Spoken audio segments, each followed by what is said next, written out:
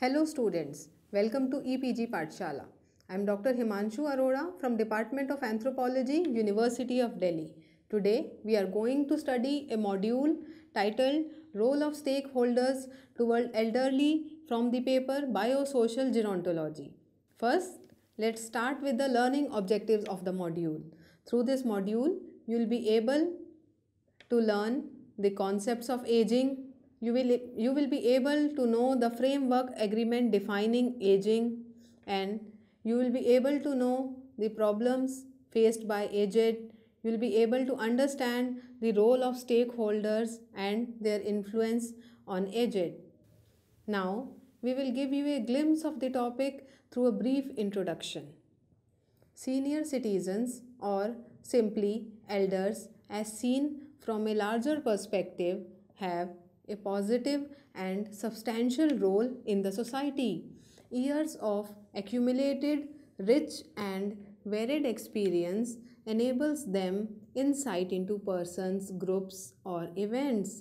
Elders often act as a binding force in the community as a whole. However, as they reach the evening of their lives, their capacities wane, and so the society has an obligations towards senior citizens. The status of the aged is high in societies in which there is high reverence for the worship of ancestors. The status of the aged is inversely proportional to the rate of social change.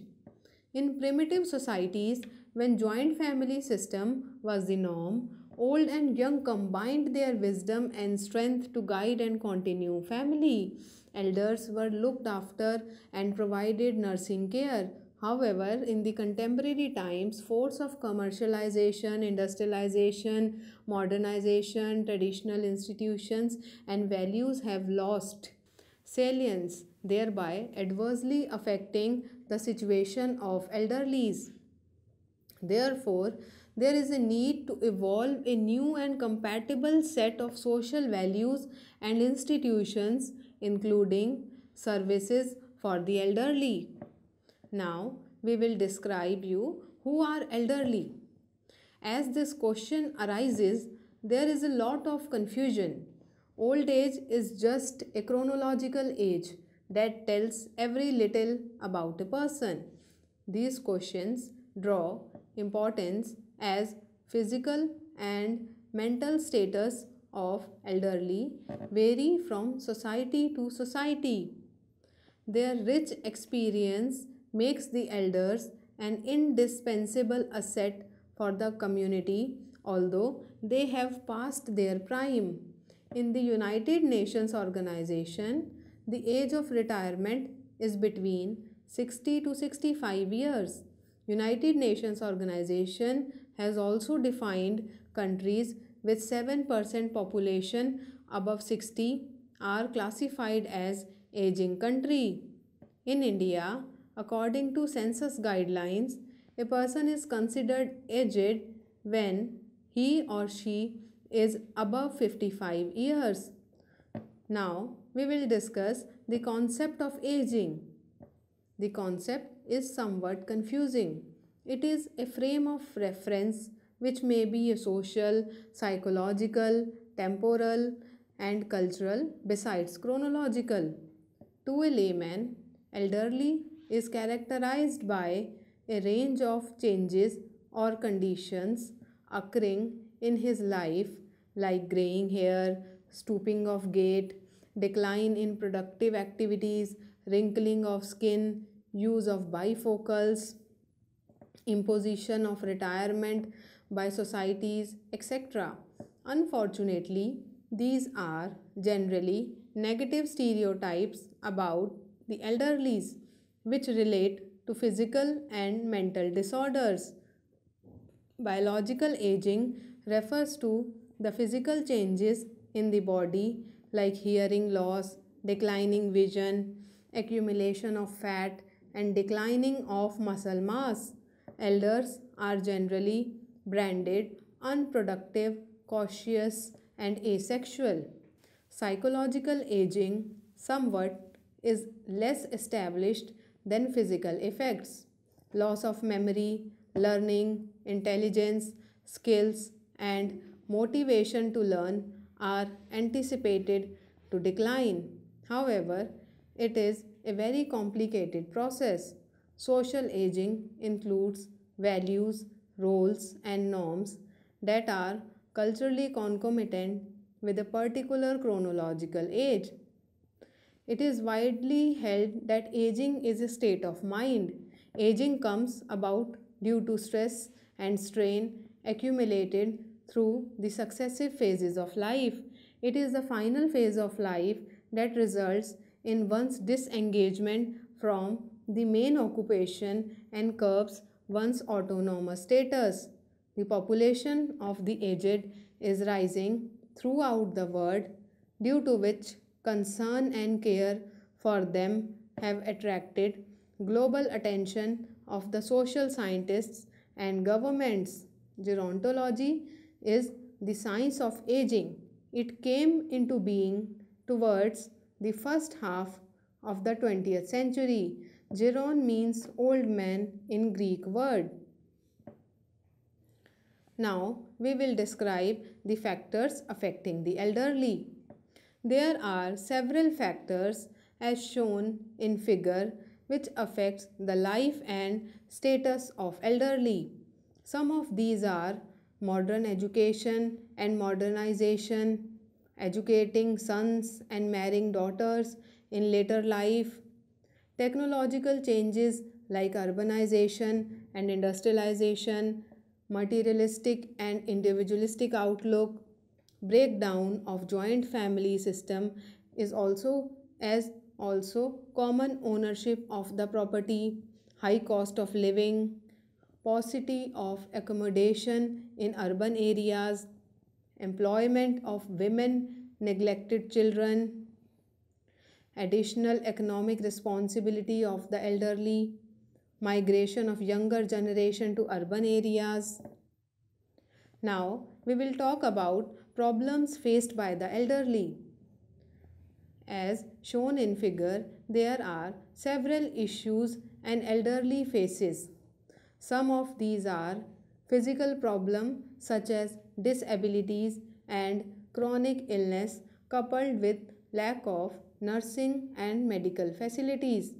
Economic problem such as lack of resources, employment or income, refusal to be maintained by children and being forced to sell property or forced to make changes in the will, psychological problems such as emptiness, loneliness, feeling of being unwanted, etc., emotional problems of being away from children and devoid of interaction with peer group, social problems arising out of loss of job, social status, spouse, group relationship, problems of abuse and physical violence, depression and anxiety of being bullied or pressurized, housing problems which push many elderly to seek solace in old age homes or need to spend time in daycare centers. With further development in science, better medical facilities, hygiene, nutrition, and public health, increasing number of people will survive to old age, thereby requiring more care and assistance. These may not always available be from their families due to them being occupied in more serious problem concerning themselves. Thus, the problems facing an elderly are multifaceted and it would require multi-pronged effort from all stakeholders of the society to provide support to them. Now, we will discuss various stakeholders and their role. Family. Elderly have built their family piece by piece during their prime of life.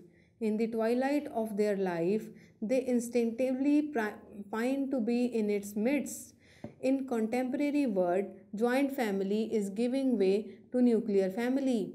It is observed that joint families are comparatively better in providing care to the elderly. Interpersonal relationships, especially with elderly, are reported to be greatly influenced by prevailing socio-economic conditions of the society.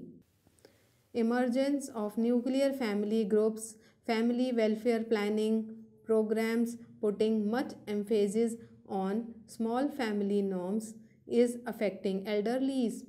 In such household, it is observed that husband and wife are working and the children attend schools, so an elderly pass time along during the day while in evening others are preoccupied or too exhausted in their routine to interact or spend time with them. Thus, it is quite common for many elderly to be feeling lonely or even isolated. On the other hand, in joint family system, the elders get to spend time with the grandchildren, helping them with their homework or just playing with them. In short, they bridge the gap between children and their parents. In the Indian culture, grandparents are the first best for many children with whom they can express themselves openly. Such relationship between grandparents and grandchildren in our culture helps in a number of ways, some of which are: firstly, it offers an occasion for both to learn new skills. It provides children and the elderly a sense of purpose. It aids children to grasp and later accept their own aging. It helps re energize and rejuvenate older adults. It also reduces the likelihood of depression in the elderly. Such interaction helps reduce the isolation of older adults. It also fills a void for children whose parents are occupied in work. It also helps to keep family stories and history alive. These are vital in inculcating family values. The grandparents, while giving them company, advises are being supportive in parent child relationships, helping when they need it and mediating any conflicts with the parents. Grandparents serve the function of friendship and companionship and solidarity.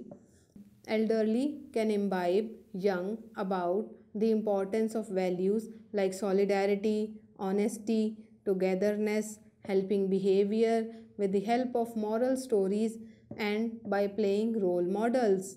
They can also make the young aware of all the rituals and cultural heritage of their ethnic group as well as of India. Such teaching can help imbibing in the children a sense of pride of being a part of such a diverse cultural heritage. The older person can teach stories of their land by reciting folk songs and telling its meaning and value in their lives. They try to bring in their interest in a very small yet very peaceful activities like planting seeds, bird watching, walking on grass, etc. Grandchildren, on their part, try to make their grandparents more aware of the recent technology and their utility. On top of that, these children are given a broader outlook of the world around, the changes that has happened and how to manage those changes by staying away from selfishness and close to harmony and love. Hence, family and its environment plays a considerable role towards elderly and vice versa. Role of neighborhood and community. As older people are particularly susceptible to social isolation, it can be significantly mitigated through community interactions. During community gatherings, elderly enter into a relationship with others, share activities, and exchange ideas that tend to be socially meaningful and psychologically satisfying. In India, especially, presence of older persons are considered a must during rites and festivities. Younger generations still believe that their seniors' heartfelt blessing go a long way in helping the young to achieve what they desire in life. In some cases, neighborhoods may also provide invaluable support to elderly. Such interactions result in thawing of worries and frustration and further influence their thinking and behavior, helping them cope up amongst the adjustment within and outside home. Media, television, radio, newspaper, and magazines. The reach of print media is ever increasing and they serve a huge role in spreading news and views. Such means serve well to educate public opinion on issues of common concern. Elders also take keen interest to newspapers and magazines. However, its reach is limited to only those who are educated. This limitation is broken when it comes to radio and television. Radio and television not just educate but also provide entertainment to the masses at their doorstep. It is reported that radio and television are becoming highly popular with senior citizens as it can fill their unoccupied time commendably. NGOs and old age homes. There can be no substitute for family in one's life, and more so in the case of an elderly person. In India, the Friend in Need Society of Madras was the first organization started in 1840 which devoted itself for the care of the aged, and the Little Sisters of the Poor was the next organization in 1882 in Kolkata then. They opened a home and provided shelter, medical care, and clothing to the older persons. A directory of voluntary agencies for the welfare of the aged in India, compiled in 1982 by Care of the Elderly. Directory of voluntary agencies for the welfare of the aged in India listed 379 agencies working in this field, and most of them established after independence. In India, especially in rural areas, family is found to be playing vital role in taking care for elderly. Due to decreasing fertility and increase in longevity, aged population has increased many times more. Since it is not possible for government alone to take care of all the needs of the older population, non-government organizations have played a vital role to bridge the gap to a little extent, catering to rather small segments of the old age population. The term non-governmental organization encompasses a vast group and organizations. The World Bank defines non-government organizations as private organizations that pursue activities to relieve suffering, promote the interests of the poor, provide basic social services, protect the environment, or undertake community development. Non governmental organizations provide user friendly, affordable services towards elderly people. Some non governmental organizations run old age homes and daycare centers where elderly are admitted for a definite monthly charge.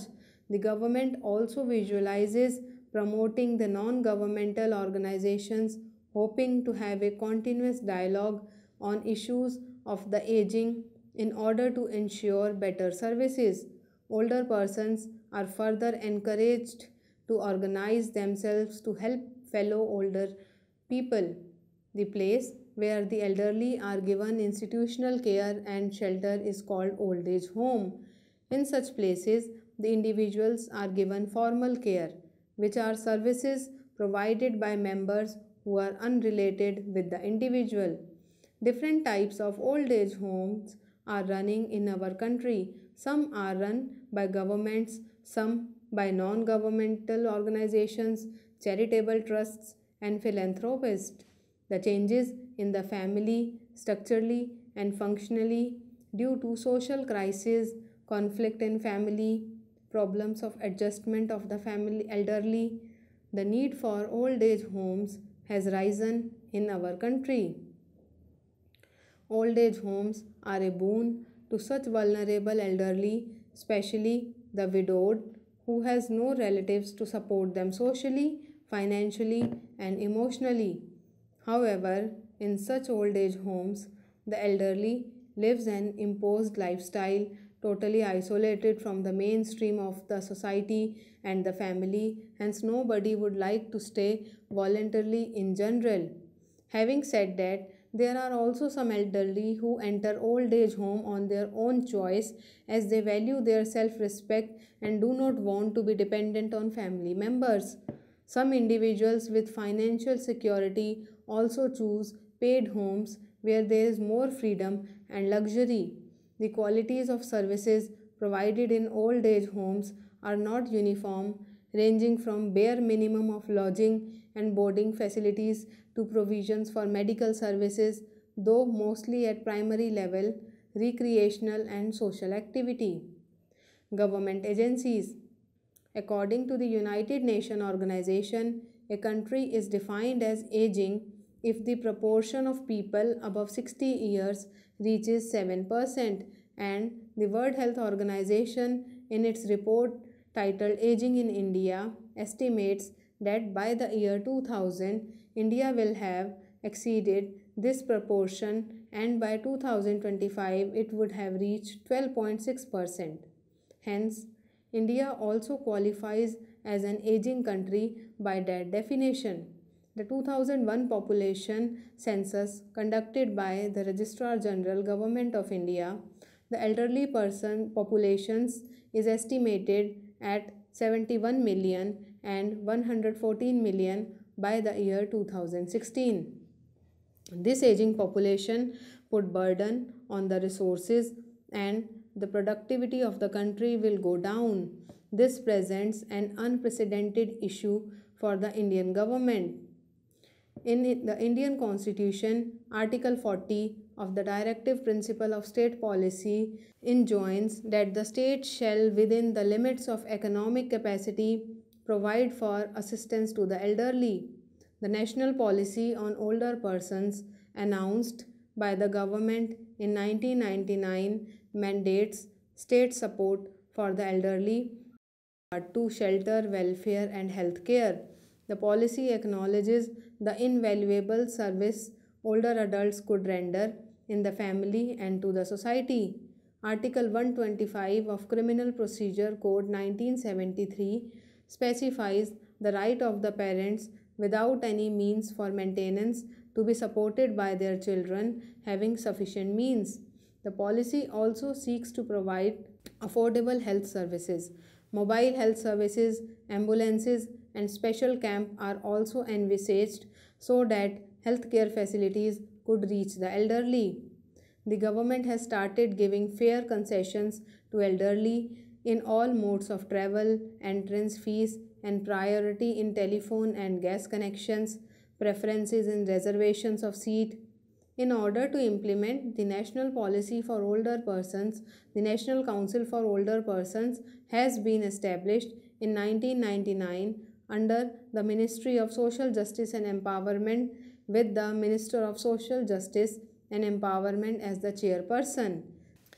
Since central and state government activities and funding for the welfare of the elderly are limited, the role of voluntary agencies or NGOs in the care of older persons has become significant.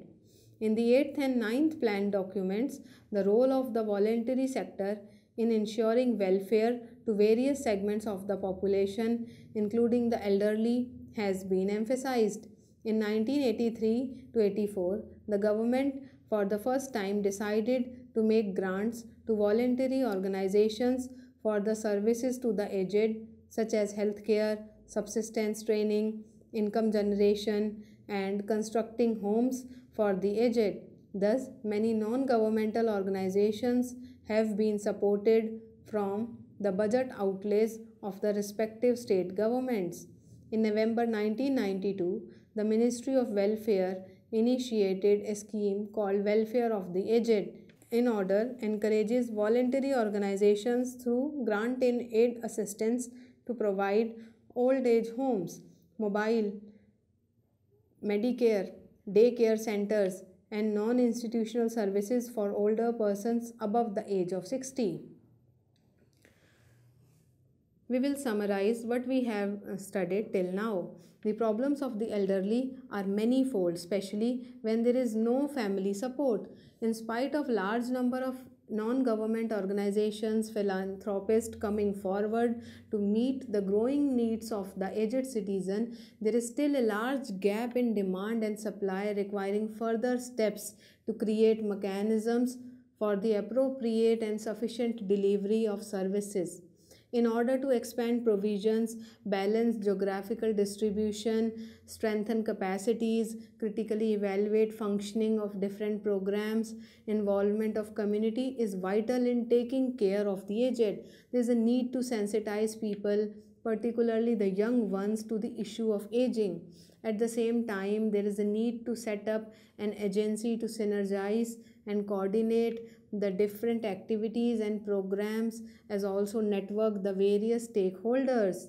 With the rising cost of service deliveries, there is a need to boost resource sharing and promote volunteerism so that society can adequately respond to the dissimilar and many needs of our growing aged population. Many schemes have been initiated by the government, and these schemes marks the beginning of the aging population as a target group in national planning and acknowledges the voluntary sector as constituting an important institutional mechanism in providing services accompanying the effect of the state. Thank you.